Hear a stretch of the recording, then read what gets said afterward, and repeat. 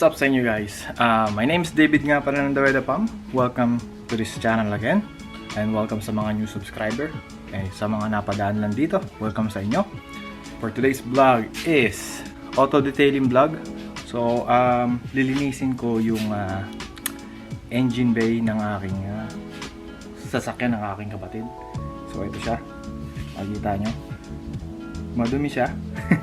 Simula nang binili, hindi pa siya nililinisan. May mga konting kailangan nating takpan bago natin siya linisan. You know? Una dyan is yung alternator. Makikita nyo rito. So, kapag nakikita nyo yung intake nya, kung may nakikita kayong intake,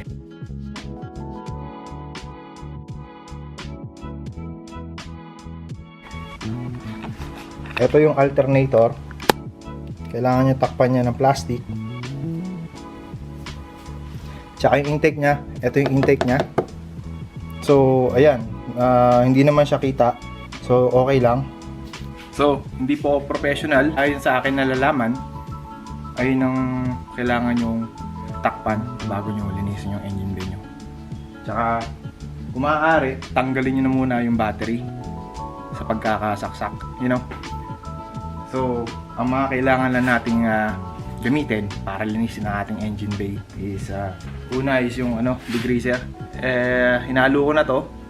So, ito yung super clean. Kung gusto nyo bumili nito, kung nasa Canada kayo, makikita nyo dyan sa description sa baba. Ito yun, super clean. Tapos, pagkatapos nun, pang shine dito sa ating mga itim dyan para kumintab siya, you know, para kumintab siya. Mamaya, pakita ko sa inyo. Tapos, kung natatakot kayong basain tong engine bay, pwede naman siyang manu-manuhin, kaso medyo matagal, lalo ganito kadumi. So, ang gagamitin ko is yung aking pressure washer. So, lilinisin ko ng pressure washer to. And then, lalagyan ko ng degreaser. And then, pupunasan ko. So, kailangan nyo lang ng at least dalawang microfiber towel. You know? And then, mga brush. Kailangan siya ng brush. Para doon sa mga sulok-sulok na hindi abot ng inyong mga towel, linisin ng brush. So, yun. Bago nyo pala linisin din, kailangan nyo siyang i-blower para matanggal yung ibang dumi. And then, vacuumin nyo kung sakaling may natitira pa. So, ano pang hinintay natin? Simulan na natin paglilinis ng engine bay.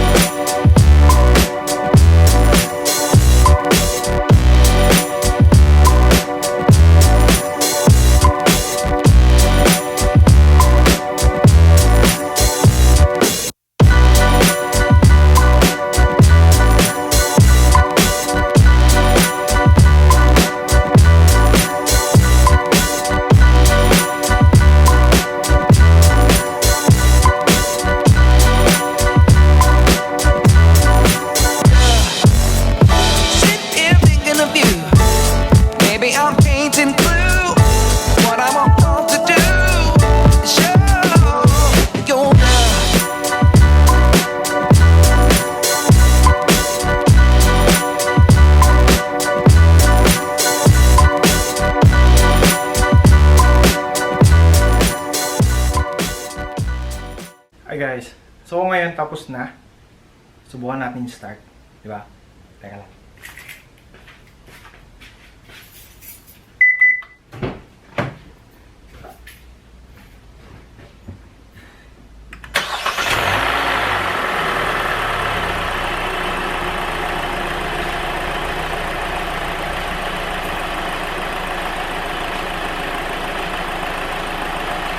Okay siya, guys.